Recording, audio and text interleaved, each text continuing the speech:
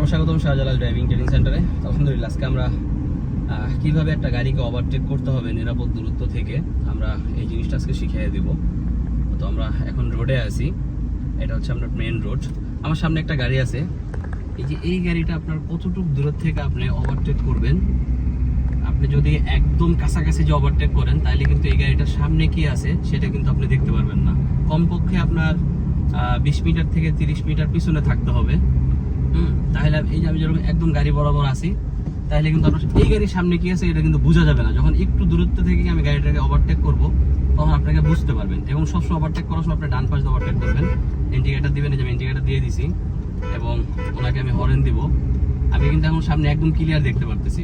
এই যে উনিও কিন্তু ডানে যাবে, তার মানে আমি এখন ওভারটেক করব না।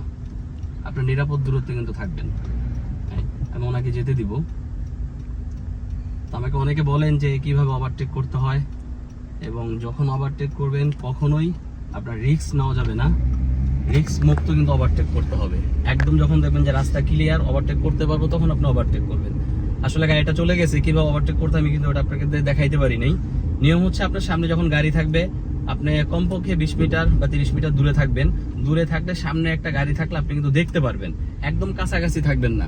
এবং যখন আপনি কাছাকাছি থাকবেন, যদি ওই গাড়িটা যদি আপনার ব্রেক করে আপনি কিন্তু বুঝবেন না, তখন আপনিও কিন্তু ব্রেক করতে করতে ওই গাড়ির পিছনে কিন্তু লাগাই দিবেন। ঠিক আছে? তো এই জিনিসটা আপনারা মাথায় রাখবেন। আমি হয়তো সামনে আরেকটা গাড়ি বলে আপনাদেরকে দেখাই দিতাম কিভাবে ওভারটেক করে। এখন আসলে সামনে গাড়ি নাই, সামনে পুরাটাই ফাঁকা, এই কারণে আসলে দেখাইতে পারতেছি না।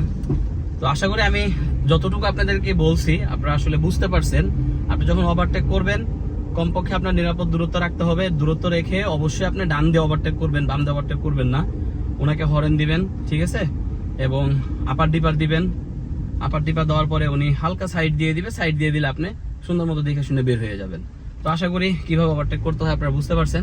তো আলহামদুলিল্লাহ, আমার ভিডিওগুলো যারা দেখেন অবশ্যই আমাদের ফেসবুক পেজটি ফলো দিয়ে রাখবেন এবং ইউটিউব চ্যানেলে সাবস্ক্রাইব করে রাখবেন, এবং ভিডিওটা না টেনে সম্পূর্ণ ভিডিওটি দেখবেন, এবং দেখার পরে অবশ্যই লাইক এবং কমেন্ট করবেন, এবং ভিডিওটি আরো অন্যদেরকে দেখানোর জন্য সুযোগ করে দিবেন, শেয়ার করে দিবেন। আপনার একটা শেয়ারের কারণে কিন্তু আরো 10 জন হয়তো বা এই ভিডিওটা দেখবে, তারাও হয়তো বা কিছু হলেও শিখতে পারবে। আলহামদুলিল্লাহ, আজকের ভিডিওটা আমরা এখানেই শেষ করে দিব। আল্লাহ হাফেজ।